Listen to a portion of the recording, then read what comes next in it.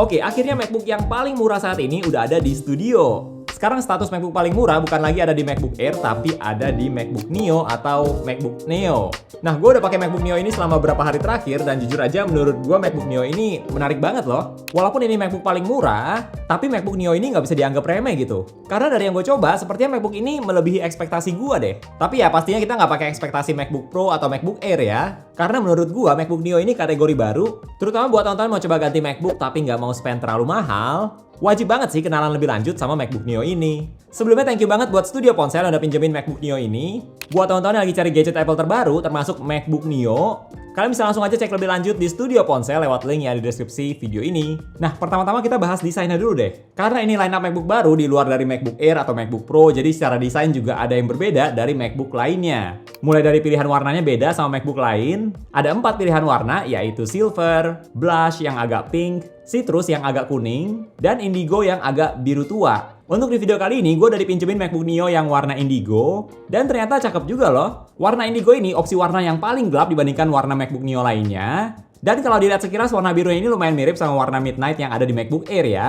Birunya bagus kok, dan kalau di lighting yang pas, warna birunya kelihatan cakep banget. Nah, perbedaan lainnya ada di logo Apple-nya ini nih. Kalau di MacBook lain, termasuk MacBook Air, biasanya logo Apple-nya itu shiny, mengkilap, ada pantulan. Kalau di MacBook Neo, logo Apple-nya aluminium juga, nggak mengkilap. Cuma warna birunya ada sedikit beda sama body MacBook-nya. Terus di bagian bawahnya ini, yang bagian karetnya juga warna biru. Nice. Dan tergantung tonton pilih warna apa, nanti tampilan tema di MacBook-nya juga akan sesuaiin warnanya loh. Jadi kalau warna indigo ini, nanti tampilannya juga jadi warna biru seperti ini. Nice juga. Untuk di bagian keyboardnya, ini juga ada bedanya sama MacBook yang lain. Kalau di MacBook Air atau Pro, semua keyboardnya kan punya warna yang sama nih, yaitu warna hitam semua. Tapi di MacBook Neo, keyboardnya punya warna yang satu tema sama warna MacBook-nya. Jadi kalau yang warna indigo ini, keyboardnya juga agak biru. Tapi birunya beda sama bagian MacBook lainnya. Tapi menurut gue desain MacBook Neo ini menarik sih. Walaupun ada beberapa perbedaan sama MacBook lainnya, tapi menurut gue ini masih karakteristik desain MacBook banget gitu. Terus juga simple, bahkan kelihatannya masih lumayan elegan sih.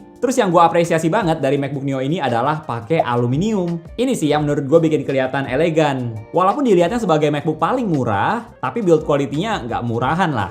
Menurut gue ini keputusan yang bagus sih pakai aluminium. Kalau plastik pasti feel premiumnya jadi kurang gitu. Nah, MacBook Neo ini beratnya sekitar 1,2 kg yang sebenarnya sama dengan MacBook Air M5 dan beberapa generasi terakhir yang 13 inci juga MacBook Air. Secara berat sih masih oke lah ya menurut gue, termasuk masih berat yang oke buat dibawa kemana-mana dan ditaruh di tas. Next, kalau kita ngomongin soal layar dari MacBook Neo, menurut gue layarnya lumayan bagus, tapi yang jelas nggak sebagus MacBook tipe lain. Untuk resolusinya hampir setara MacBook Air M5, udah cukup tajam juga buat lihat foto, video, teks. Terus tingkat kecerahannya juga sama, bisa hingga 500 nits. Ya untuk di situasi indoor, misalnya di kamar atau di ruangan kelas. Dari yang gue coba sih 500 nits sudah cukup ya. Tapi kalau dibawa ke outdoor baru terasa 500 nits itu agak kurang. Dan refresh rate-nya 60 Hz, yang menurut gue masih oke lah, udah cukup. Yang perlu di-highlight dari layar MacBook Neo ini adalah layarnya ini support color gamut sRGB, bukan white color P3. Seperti yang ada di MacBook Air dan MacBook Pro. Nah, ini ngaruhnya apa? Karena range warna di white color P3 itu lebih luas, jadi warna yang ditampilkan itu bisa kelihatan lebih vibrant, lebih hidup gitu. Ini akan lebih ngaruh pas kalian pakai buat edit foto, edit video. Di MacBook Neo ini bisa agak tricky buat kerjaan yang kayak gitu, yang berhubungan sama warna. Oh ya, di MacBook ini juga nggak ada fitur True Tone ya. Fitur yang bisa sesuaiin color temperatur layarnya dengan kondisi cahaya di sekitar kita. Sebenarnya layar MacBook Neo ini menurut gue udah cukup sih. Karena MacBook ini bukan ditujukan buat kerjaan yang udah di level profesional, kayak misalnya buat edit foto atau edit video yang levelnya itu udah di level pro. Sebenarnya buat sehari-hari, layarnya udah termasuk bagus. Buat browsing atau nonton itu juga udah nyaman kok. Beda kualitas layar itu baru kelihatan pas kalian bandingin kiri kanan. Misalnya sama MacBook Pro M3 Pro gue sendiri yang gue pakai sehari-hari, itu warna yang ditampilkan beda. Terus kontrasnya juga beda. Nah, tapi kan MacBook Pro ini mini LED. Beda sama IPS LCD biasa kayak di MacBook Neo. Kalau dari device yang gua ada sekarang, paling perbandingan paling dekat sama iPad Air M3, yang layarnya juga masih panel IPS biasa, tapi udah support white color P3.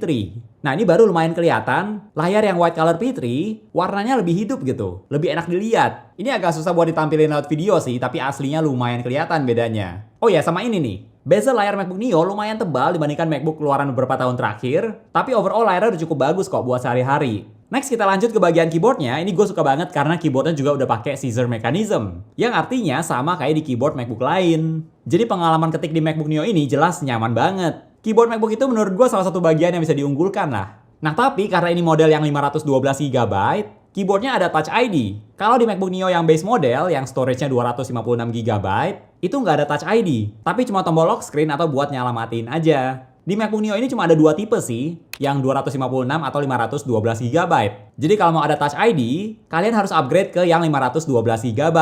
Oh ya, keyboardnya ini nggak ada backlit ya, jadi ya gini aja. Tapi kalau buat gue pribadi sih nggak ada backlit, nggak gimana banget. Karena gue sendiri juga di MacBook Pro gue, itu backlit-nya dimatiin. Tapi ya tetap perlu di-highlight aja supaya kalian juga tahu di MacBook Neo ini nggak ada backlit keyboardnya. Untuk di bagian trackpad-nya, ini juga beda sama trackpad di MacBook lain. Kalau di MacBook Air atau Pro, biasanya udah pakai trackpad yang udah haptic. Nah, kalau di MacBook Neo, ini masih yang mechanical. Feel-nya memang beda sih sama trackpad-nya MacBook Air atau MacBook Pro. Kalau yang Neo ini harus diklik banget. Tapi bagusnya dari yang gue coba, trackpad-nya ini ternyata responsif banget kok, dan akurat juga. Bahkan di area pojok atas trackpad-nya ini juga masih bisa diklik. Terus ukuran trackpad-nya juga nyaman, cukup luas. Kurang lebih ukurannya mirip sih kayak di MacBook lain dari yang gue lihat. Teman-teman bisa atur di setting juga, ini gue rekomendasiin pakai fitur tap to click di trackpad-nya supaya kalian gak harus klik trackpad-nya banget ketika mau klik sesuatu, tapi cukup di tap aja. Dari pengalaman gue pakai MacBook Neo ini, gue nggak ada masalah apa-apa di bagian trackpad, masih nyaman juga walaupun ini bukan trackpad haptic yang kayak biasanya. Nah, kalau di bagian speaker, MacBook Neo ini juga speakernya agak beda. Karena posisinya bukan ada di sisi kiri kanan yang menghadap atas atau tersembunyi di bagian engsel-nya kayak di MacBook Air, tapi speakernya ini ada di bagian samping MacBook-nya, ada di kiri dan kanan. Jadi speakernya udah stereo, satu di bagian kiri dan satu di bagian kanan. Dan untuk kualitas speakernya, menurut gue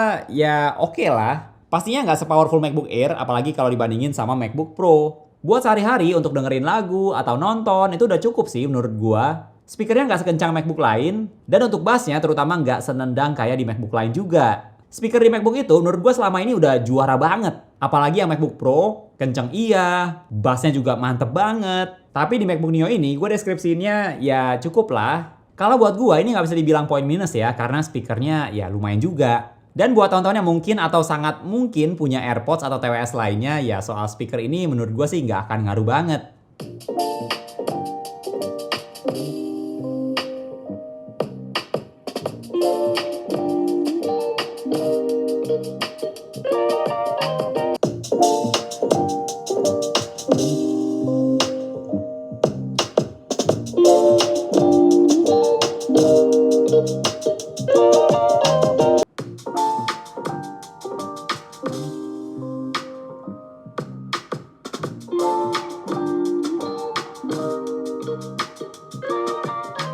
Nah, kalau untuk webcamnya juga udah 1080p yang menurut gue ini udah cukup oke.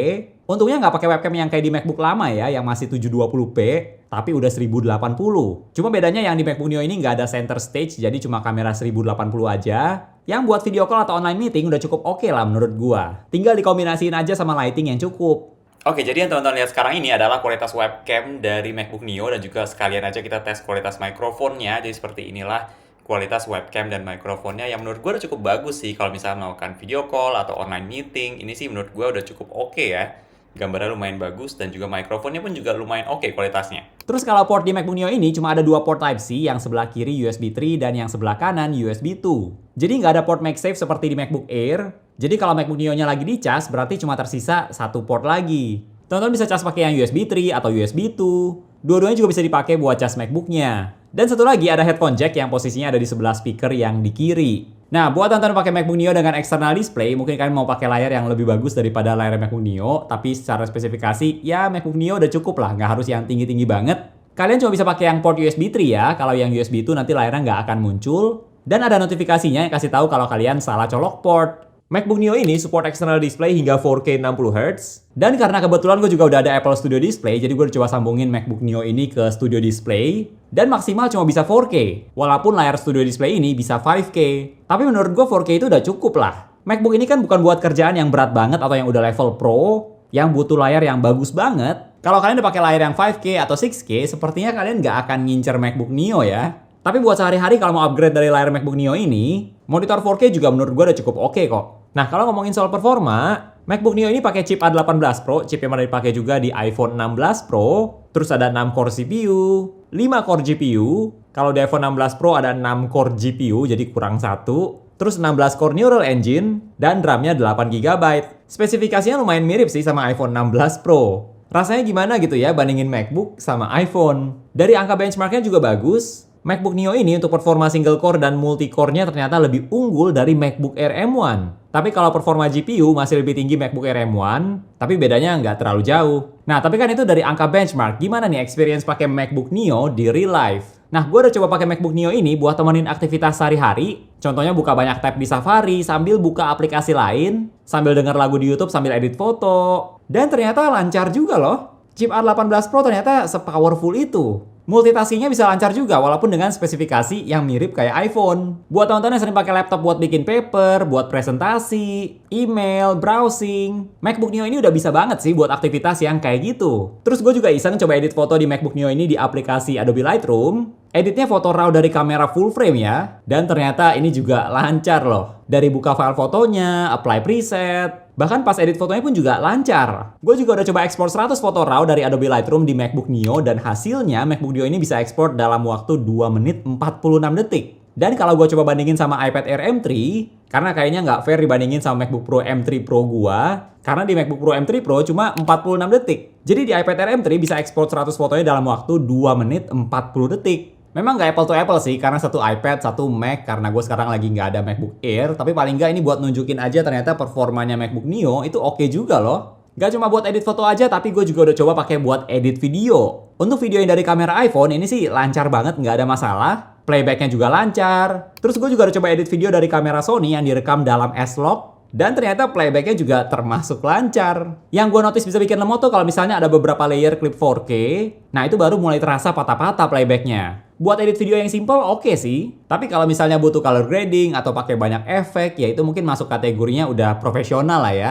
Tapi kalau mau edit video di MacBook Neo, dari yang gue coba bisa juga kok. Cuma mungkin videonya yang lebih simple, nggak terlalu banyak efek, paling cuma cut atau taruh teks aja. Nah, gue udah coba ekspor video 4K 10 menit juga di Final Cut Pro. Ini campuran klipnya ada yang dari iPhone dan ada yang dari kamera. Dan hasilnya videonya bisa diekspor dalam waktu 7 menit 21 detik, jadi butuh waktu yang lebih lama. Gue udah coba bandingin sama iPad Air M3, dan ternyata di iPad Air M3 cuma butuh waktu 2 menit 7 detik. Kalau buat main games, MacBook ini udah bisa main games juga kok. Banyak games yang nggak terlalu berat yang ada di App Store, itu bisa dimainin juga dengan lancar. Bahkan gue juga udah coba MacBook Neo ini, ternyata bisa main game Cyberpunk loh. Dan lumayan lancar juga. Tapi gue perlu mention kalau mau main game kayak Cyberpunk itu kalian harus setting grafiknya itu yang paling rendah baru bisa main dengan lancar. Dibilang lancar banget juga enggak sih. Sesekali bisa drop juga FPS-nya. Tapi kalau setting grafik paling low, ini menurut gue masih layak dimainin. Terus main games kayak Stray ini juga bisa dimainin di MacBook Neo dengan cukup lancar. Overall soal performa sih untuk MacBook Neo ini menurut gue udah termasuk bagus ya. Dan orang-orang yang mau beli MacBook Neo pasti harusnya juga udah tahu sih mereka nggak bisa terlalu push MacBook-nya seperti kayak kalian push MacBook Pro atau seperti yang gue contohin tadi itu kayaknya agak terlalu jauh, terlalu ekstrim.